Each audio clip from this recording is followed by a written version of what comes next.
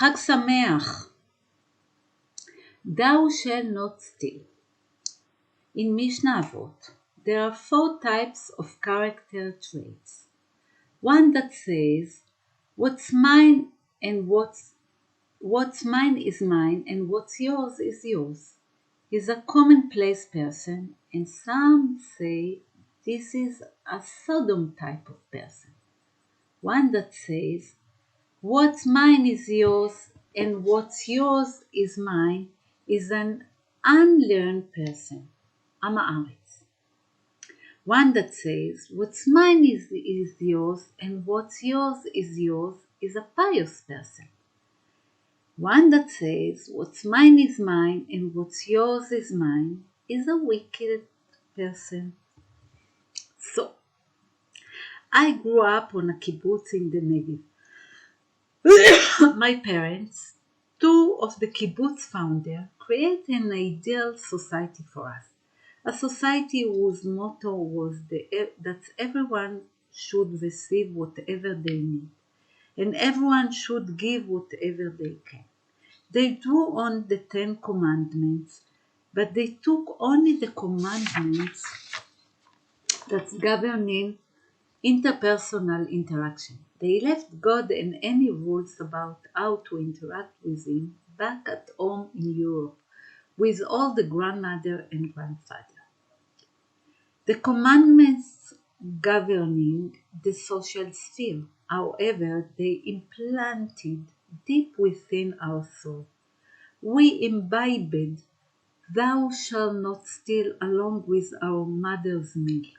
In a society based on trust, one which opposed personal property ownership and attempt to give each person everything they needed, thou shalt not steal was almost redundant.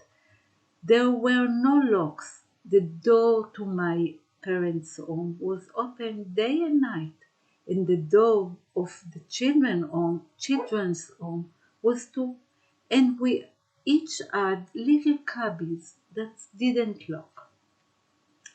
You might say that, to use the language of Pirkei Avot, the kibbutz avoided the commonplace character trait, which it really saw as a Sodom type character trait. It was an attempt to live like unlearned people while seeing ourselves as pious people. What's mine is mine and what's yours is mine was seen by the kibbutz as the character trait of a wicked person. We grew up in an egalitarian, principled society that did not center around material things. We focused on values. Law was simply unnecessary. Everyone was very disciplined, and the imperative to contribute to society, to the collective, reigned over supreme. But the heart yearned for individuality. We didn't dream of a room of our own, but we wanted at least a cubby we could look. Eli Elon, the poet from Kibbutz En Shemer, coined the phrase, public opinion is like the police. The voice of the collective was incredibly strong. A person's greatest property was his dignity, his reputation, and his action for the sake of the community. Losing this would have been like losing your life. Stealing from anyone would have been like stealing from yourself. You don't steal from family. We really admired Robin Hood, of course. I dreamed of being by his side in his encampment. We didn't call what he did stealing. It was social justice, giving poor people back what had been stolen from them. Then something happened that shook the very earth on which I stood. The kibbutz beloved financial manager Everyone's best friend, was caught stealing hundreds of thousands of shekels. She stole from the kibbutz over the course of years, and no one suspected her at all. We were in shock from the betrayal of our trust. We mourned for the overturned foundation of our shared lives. When she was caught, we did not report her to the police. We just asked her to give back the money and leave the kibbutz. It was not a matter of criminal injustice, but of a personal betrayal. So she was not punished by judicial system. Another story. On a different kibbutz, the kibbutz general manager, a successful son of the kibbutz, was caught stealing. He gave the money back, but they still asked him to leave the kibbutz, even though his mother and his brother stayed there. He left along with his wife and two daughters, and they moved to a nearby city. The family never recovered from the betrayal, however, and eventually broke apart. He committed suicide. His daughter, a good friend of mine, grew up to make a movie examining and even criticizing the way the kibbutz handled the whole ordeal, placing blame on her father and leaving family alone. The command "Thou shalt not steal" assumed that humans have weaknesses and needs, and they will steal. The kibbutz assumed there would be no theft. There was a pretension of creating a new human, a rectified society which would respond to people's needs and create a sense of belonging too deep that no one would ever even think of stealing. Based on this goal, it created a system of rules and regulation that was totally incapable of dealing with theft. There was no way to atone, to make amends. The desire to create a better human led to a situation where it was impossible for a person to improve. In some ways, I love this social naivety and its attempt to get rid of the hierarchies and classes that materialism creates, the way materialism values a person based on the accumulation of material goods.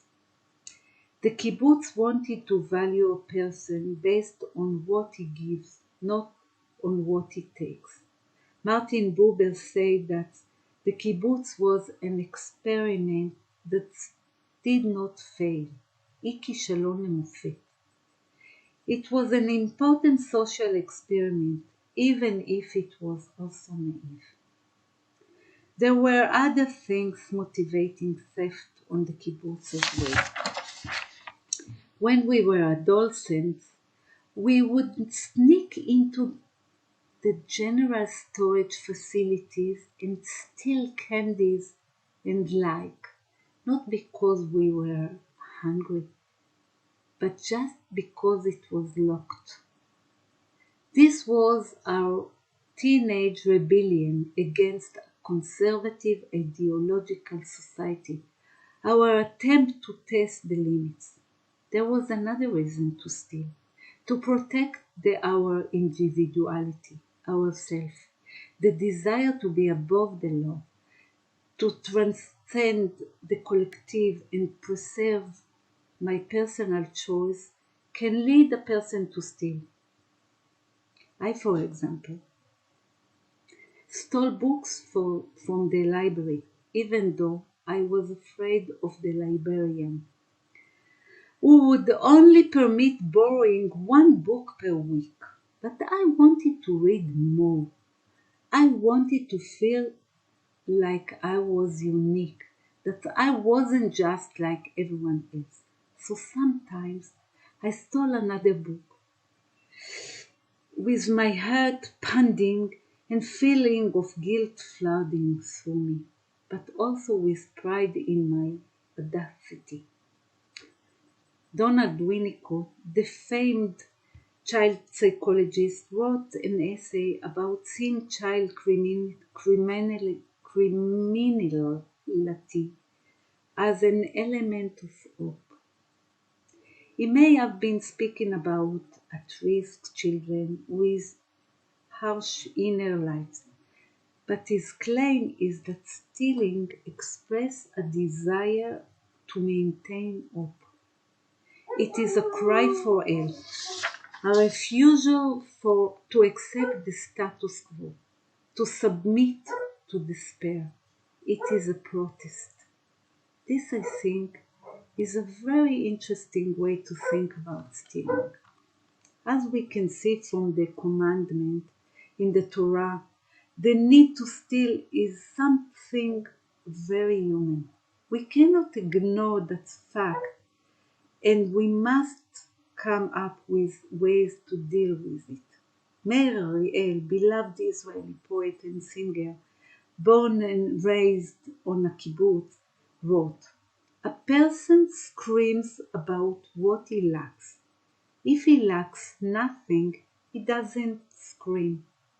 And I will add, a person steals what he lacks.